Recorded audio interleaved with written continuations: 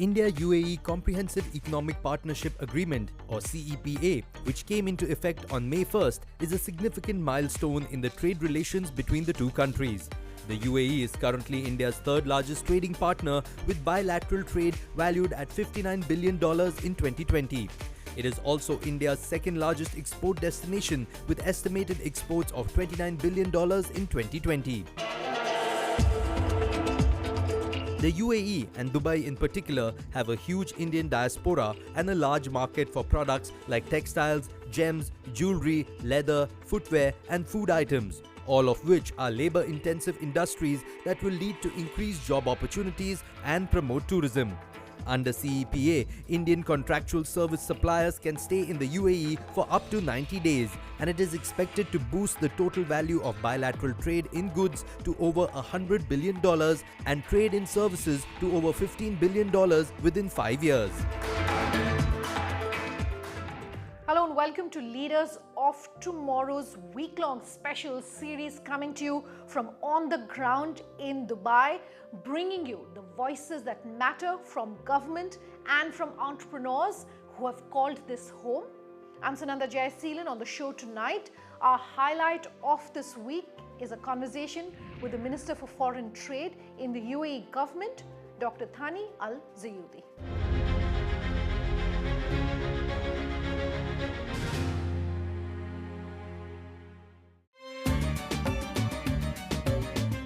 Following the new UAE government structure in July 2020, Dr. Thani Al Zeyoudi was appointed UAE Minister of State for Foreign Trade, where he led the expansion of foreign trade and global investments in the country. He began his career as a petroleum engineer, where he worked on the development of renewable energy technologies and solutions. Prior to assuming his ministerial position, Dr. Zeyoudi served as the Minister of Climate Change and Environment, where he focused on the country's efforts to limit and adapt to the global effects of climate change, as well as the preservation of the UAE's biodiversity. Dr. Thani, thank you very much for speaking with us in this very exclusive conversation on the Leaders of Tomorrow, talking about all the macro level policies and plans and strategies really on the part of the Dubai government and why it's going to matter to entrepreneurs who are going to be watching this interview. So thank you for taking the time to join us today. Pleasure. Thank you so much for being with us. A lot of announcements that we've heard recently as far as the economy is concerned, which impact both the Dubai UAE region and India, and from a strategy point of view, from an economy point of view. And the first one that I want to talk about, of course, is the free trade agreement. For an entrepreneur who's watching today, if you can talk about why this FTA is so crucial for them. Well, first of all, it's really a pleasure to speak to you after a while when we explained the signing of CEPA between both nations. The Comprehensive Economic Partnership Agreement is going to add and boost the economies of both nations. Based on the economic model, it's going to add at least 1.7% growth to our economy in the upcoming 10 years and at least 0.7% to the Indian economy in the upcoming 10 years. It will create a lot of jobs, more than 1 million jobs in India and more than 140,000 jobs here in the UAE. But at the same time, it's going to boost so many other aspects, like increase the exports from both sides, exports and partnerships on both sides to cover the range of markets that we're covering from both countries. Will encourage the entrepreneurs, SMEs, to create more jobs and come and capitalize on this and having more market access. And at the same time, see what are the best practices which we can build on each other capabilities and experience, so we can take those experience to the world. So the direct impact of the CEPA is clear based on the economic model, but the indirect value are going to be there and shown in the market soon. Absolutely. So while you were briefly talking about the impact that the FTA is going to have on the strategic relationship between the two regions, looking forward into the next 10, 20, 30 years, how is this going to be a game changer really for the two regions? They are, first of all, they're target and visions from both nations. We saw the visions and the numbers that has been announced by India in terms of the reaching $1 trillion of exports, having so many unicorns on a yearly basis, having more industrial attractions and within India. Same thing here in the UAE and Dubai in particular. The target that we have in doubling our economy and increase the trade. But if we look at the 20 and 30 years from now, and let's just take the last few years as the indication on what is going to happen in the upcoming 20 to 30 years. The investment is shifting toward Asia, and the FDI attractions is going toward this part of the world and the south part of Asia, which means that we should be ready to capitalize and attract those FDI investments to our region. Looking at the population as well, most of the global young populations are lying in this region and in India, and the more numbers to come coming from Africa, which is going to be a natural destinations for this partnership between both UAE and India. Looking at some of the scientific research that has been done, India for sure soon is going to be the fourth pole when it comes to economy, and which means that the potential growth and potential investments and the movements from the low-income populations to mid-income is going to be too huge, which means that so many infrastructure projects are going to become along, and some of the services which we can take easily from the UAE to be part of that growth model which is going to happen in India. We know that it's going to be a huge impact on creating a lot of SMEs and bringing more unicorns and entrepreneurs into this transformations that's going to happen in India. Same thing here in the country where we're planning to double our economy, and we've been a trade hub for the region. Now moving forward for the upcoming 20 years, 30 years, we're going to be a hub for the whole globe. You were talking about the CEPA, and I just want to come back to that and ask you to talk to our viewers about why this is so crucial. Traders and small businesses which are in the gems and jewelry industry specifically are saying this is a game changer for them. Could you talk about what industries are perhaps going to see the biggest benefits? The industries are going to be varied. We're talking about almost every single sector are going to be affected, but in particular we're talking about, and we're emphasizing on the sectors which is going to have a huge impact on the populations themselves. So here we're referring to agriculture, health sector, health equipments, the petrochemical products and sector, which is affecting all types and all aspects of our life. The heavy industries, steel, aluminium, and glasses, and etc., copper, and etc. The technology sector is going to be dominating most of those discussions. So for the SMEs, there will be big platforms to come enjoy the ecosystem here in the country, capitalize on the various stakeholders that we have in the UAE, the global best practices that we have, and take this to the next level where we're going to create a lot of jobs, businesses, bring more unicorns into our countries. Absolutely, and let me pick up on that. A lot of India's unicorns are excited about expanding base here in the Dubai UAE region. Could you talk to them through this interview about, as a base for business, why it's great for them to be here? Well, we have a very welcoming, open ecosystem and economic sector. So we invite them all to come and explore the country. We do have connectivity and logistics connections to more than 400 cities around the world. We have a state-of-the-art infrastructure and a high efficient management of the logistics. So anyone who wants to come here and grow and penetrate the bigger market from the UAE, they're going to find the ecosystem and the environment easy and efficient for them to grow from the UAE. We started by talking really about the pandemic. I just want to come back to that and speak about the impact as far as the economy is concerned. I do notice that investments in FDI into this region has increased much more than it was perhaps even just about a year ago. How are you ensuring that those investments continue coming in? What are you telling the investors? What about the strength of the economy? I give the full credit to our leaders. And at the middle of the pandemic, His Highness Sheikh Mohammed bin Rashid, our Prime Minister and ruler of Dubai, Vice President of the country, reshuffled the government and injected 3 young ministers into the Ministry of Economy, plus other ministers who are indirectly related to the economy, Minister of Industry and Minister of Digital Economy. And he gave us clear mandate that we have to recover the fastest in the world when it comes to our economy, and at the same time we have to ensure that we're preparing our economy to the upcoming 50 years. So this visionary is already there and the full support that we have. And at the middle of the pandemic, we managed to even going beyond the global directions. Although the world were reducing the attraction of FDI, we grew by 42% in 2020 in comparison to our numbers in 2019. And basically because we did look at the whole ecosystem when it comes to the laws, regulations, opening up the markets by honoring the 100% ownerships to foreign investors, and ensuring the efficiency while running the whole processes within our economy. At the same time, we changed the way that we're running businesses in terms of the attractions. So the private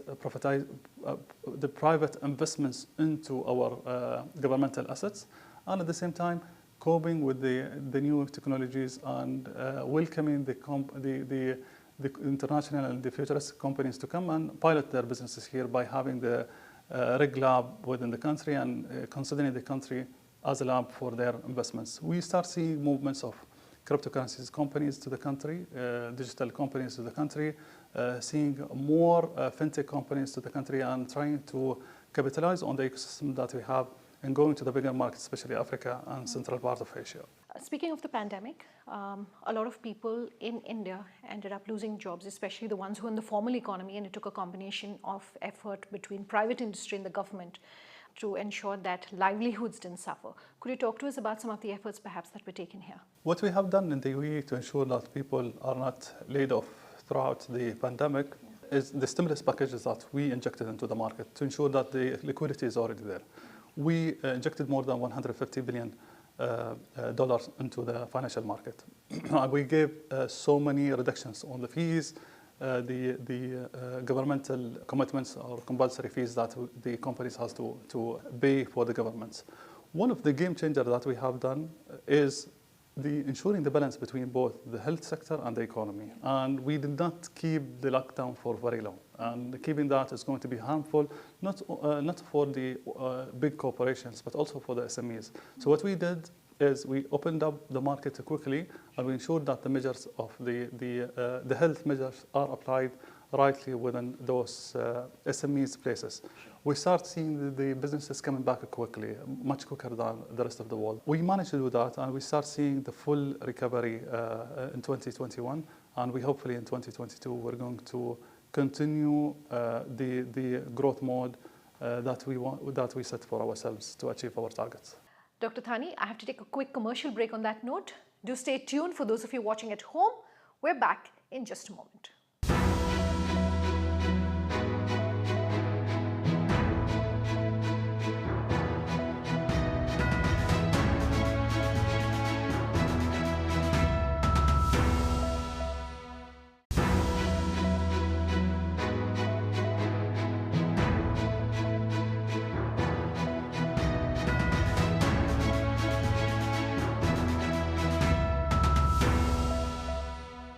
Welcome back. You're with us here on Leaders of Tomorrow's week-long special series coming to you from Dubai.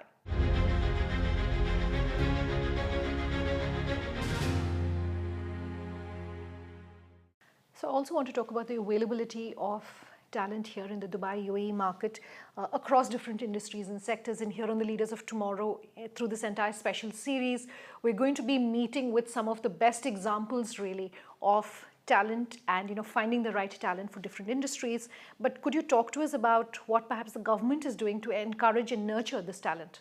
Well, human capital is one of the topic which is always at the top agenda of our leaders and of the government. Human capital has been always the DNA of the growth of the country. That's why we invested in our local talents, local residents people, to ensure that we're supplying the market with the right people. In the last few years, to ensure that we're transforming the country toward knowledge-based economy, we revamped our residency system in a way that we're giving more stability to the people who are living in the country, and at the same time they feel that there is no constraint to sponsor their kids, and we revamped the whole criteria because of those requests coming from those talents and families, investors, businesses, people who are living here in the country.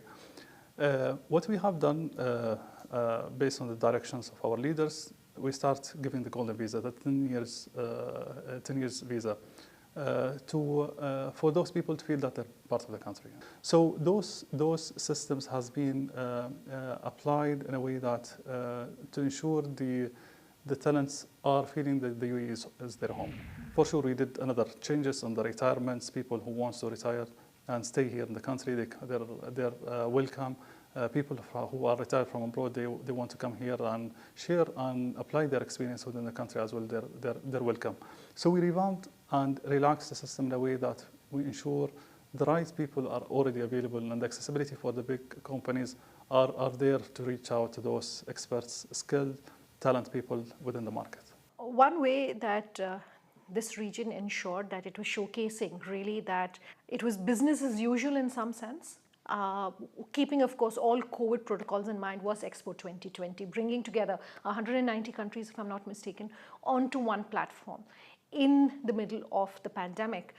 What did that really do in terms of not just business, but boosting confidence and showcasing the strengths really?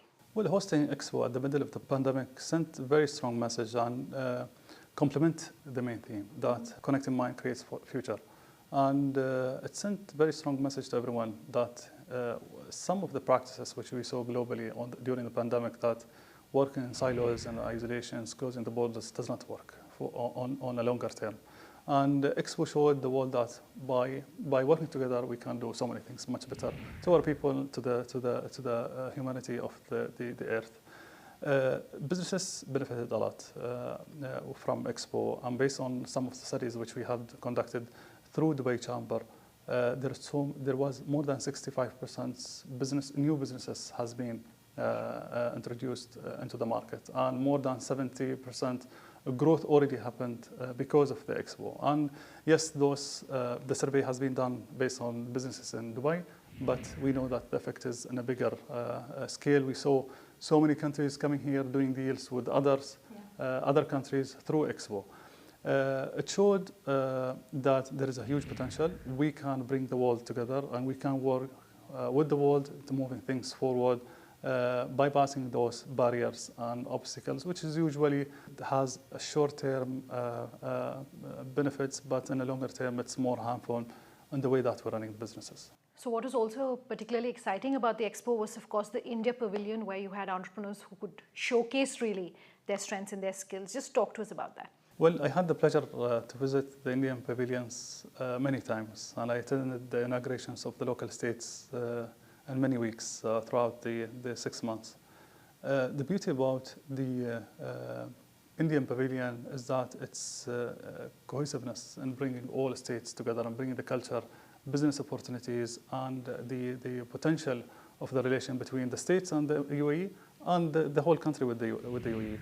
If we speak about the numbers, it attracted more than 1.7 million delegations and more than 200 official business meetings conducted throughout the last 6 months within Expo. There's so many deals happened, and I do remember some of the weeks the announcements were there, and some of the weeks the announcement has not been announced, but we know for sure there was huge business deals happened throughout the engagements within the Indian pavilions and throughout the whole Expo as well. I had the pleasure to meet many of the entrepreneurs, leaders, business people who wants to come and expand their businesses in the country, and some of the entrepreneurs who are looking for partners to work in India. And we did that matchmaking with between them and with the right stakeholders here. We're really looking forward to see concrete projects coming out from those engagements. I know that some of the deals already announced from both sides, the announcements of Ta'ziz and the reliance on the petrochemical projects, Mubadala and buying some of the shares of Tata Power, and many of other deals, which we know it happened during Expo and throughout the engagements within the Indian Pavilion. So we're looking forward to see more concrete projects, which brings more products that we know for sure is going to be an input for more investments. In India, we're in the middle of the 4th wave as far as the pandemic is concerned, but I do notice that Dubai moved very quickly when it came to containing, in some sense, the increase in the number of COVID cases. Economy opened up much faster than a lot of other countries. What are some of the measures that you took to ensure, again, that it was as much as possible business as usual?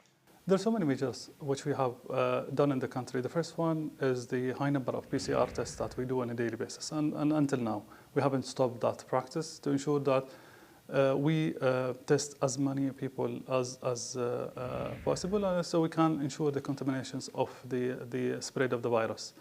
The early introduction of the vaccine was there as well, and we did it by